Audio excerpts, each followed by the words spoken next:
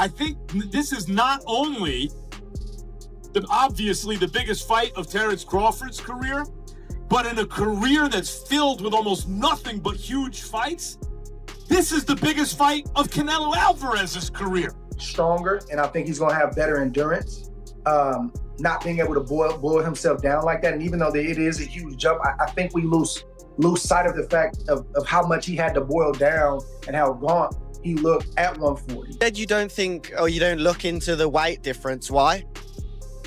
When you know how to box, when you're as skillful as Terence Crawford is, weight don't really matter much. As the countdown begins for the explosive clash between Canelo Alvarez and Terence Crawford, Max Kellerman has delivered his final verdict on the fight. Serving as part of Netflix's powerhouse broadcast team for this historic event, Kellerman brings his trademark sharp analysis and deep historical context to what is shaping up to be one of boxing's most defining nights.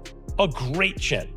But in terms of if you want to go skill for skill, especially the recent version of Canelo, who's had to turn into a seek and destroy guy, who had to learn as his career went on to cut off the ring and not just follow guys around. Like Lara, Trout, Floyd, he followed those guys around. He had trouble because he's really a natural counterpuncher who wants you to come to him. But in recent years at super middleweight, he's gotten really good at cutting off the ring. Again, last fight notwithstanding. So as an overall suite of skills, recent vintage, it's been Crawford. Okay.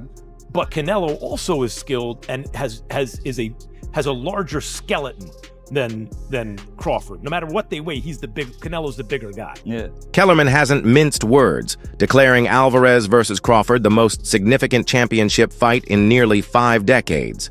He likened it to the legendary Muhammad Ali-Leon Spinks rematch in 1978, which drew an astonishing 90 million viewers.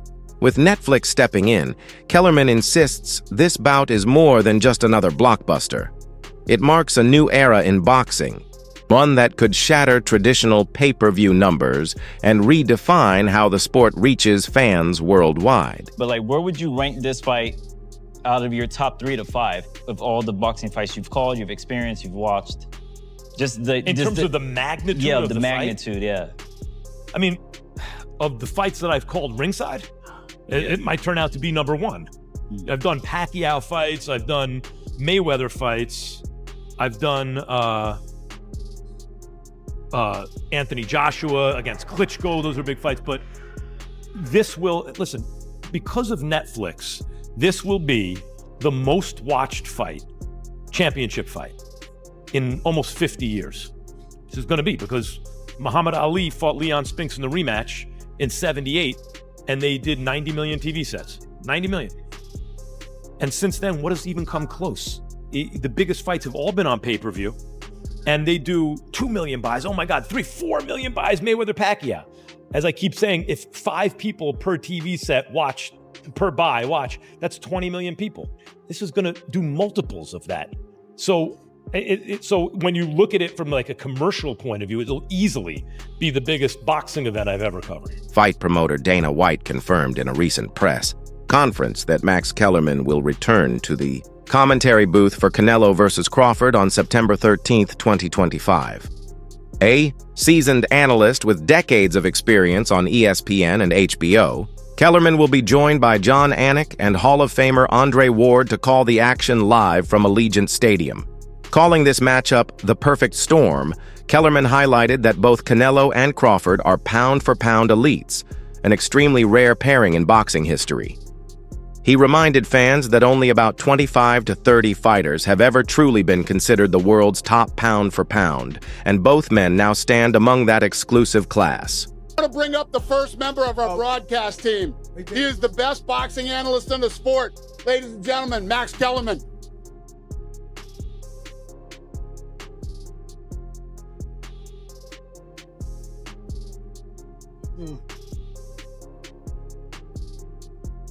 All right, so I know you guys are excited about this fight, but I don't think you understand what a big deal it is. This is a perfect storm, First of all, Turki Al-Sheikh, we're lucky he happens to be a boxing fan. None of this happens if he doesn't happen to be a boxing fan. It's just none of us are here. Nick Khan, the best in the business. Dana White. Dana White is the greatest combat sports promoter of my lifetime. And it's his first ever boxing promotion. So that's who's behind what you're going to see. You know who's the best pound for pound fighter in the world? The most recent one. Bud Crawford. Apologies to the monster and Usyk. Bud Crawford has my vote for best pound for pound. Who was the best pound for pound before Bud? Canelo Alvarez, universally recognized that way. But it's not just these two guys, the last two best pound for pound fighters in the world. There haven't been that many. Before Canelo, who do you have? Before Canelo, Floyd or Andre Ward, Floyd Mayweather. Before, you could take the lineage back. There've only been, 25 or 30 fighters who ever lived who you said that's the best pound for pound fighter in the world. These are two of them, the last two. And they're gonna fight in Las Vegas on September 13th. Canelo is 62-2 with 2 draws, 62-2-2. So was Marvin Hagler when Sugar Ray Leonard moved up to fight him, and they produced one of the biggest spectacles in the history of boxing. This fight is a perfect storm. I could not be more excited to be a part of it. Former world champion Timothy Bradley Jr. predicts that the opening round will be less fireworks, more chess. He expects both fighters to start cautiously, carefully studying each other's rhythm, distance, and timing before opening up. Bradley noted that Crawford often uses the early rounds to set traps, while Canelo prefers to take his time, adapting as the fight progresses. Fans, he suggests, should expect a tense and tactical beginning before the action intensifies in the middle rounds. Still his punching power as well. In the beginning, it's all the position balance. Like, both guys are trying to get balance and trying to find their rhythm, understanding their distance to where they can punch and at the same time avoid getting hit. It takes Crawford a little bit more time than I would say Canelo to get right to it. Canelo, although he is a prolific counterpuncher, fantastic counterpuncher, he tends to find his spots a lot quicker. And the indication of that is when, if you look at any of the boxers that Canelo has faced, Trout, even Danny Jacobs, even when he fought against Charlo, you just check out the first round. He usually takes off, just feels the power, cruises, see what these guys know, couple of feints, level changes, gathering information, right? Crawford does the same and similar things. So I think the first round's going to be a real, calm and cautious round by both fighters. But in the second round, Canelo's going to start applying that pressure, man. Pre-engagement with Crawford is a little bit more difficult than a Charlo, okay? Let me explain this. So pre-engagement is the movements before you get into that sweet spot, which is mid-range, to be able to let your hands go, right?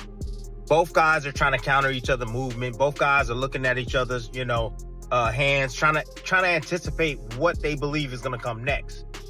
During those periods right there, Crawford is one of the best at it, okay? Because he's smart, he's cerebral. Like, a fighter to a fighter, we can feel when another fighter is like, oh, he's on my rhythm. UBC lightweight champion Shakur Stevenson remains unwavering in his belief that Terence "Bud" Crawford will not only beat Canelo, but possibly stop him. Stevenson has long emphasized Crawford's unique mix of speed, southpaw sharpness, and elite ring IQ as decisive advantages. He's been repeating his prediction since 2021, boldly claiming that Crawford will cook Canelo. In his view, this won't be a close contest, but a showcase of Crawford's unmatched precision and adaptability on boxing's grandest stage. I think Bud gonna pick Canelo. I think he's gonna cook him. I think, Canelo a hell of a fighter, but I think Bud just got all the tools to beat him. Yeah. You don't think the weight difference is gonna be too big of a advantage? I think y'all make that something, you know, in certain fights, Boxing makes it something, not us. like if this was like a Benavidez, he's actually a lot bigger than Bud, so that would like apply. But I feel like with Canelo, he's like physically kind of big, but like height wise, yeah, he's kind of small. So I don't think so. No, I think that's possible. Like I'm not saying that it's going to happen, but I think it's a possibility if Canelo gets to acting out of line and not understanding that Bud could crack too. So Crawford's dominant unanimous decision victory over Israel Madrimov at 154 lbs did more than earn him the WBA junior middleweight title. It elevated his legacy to historic levels.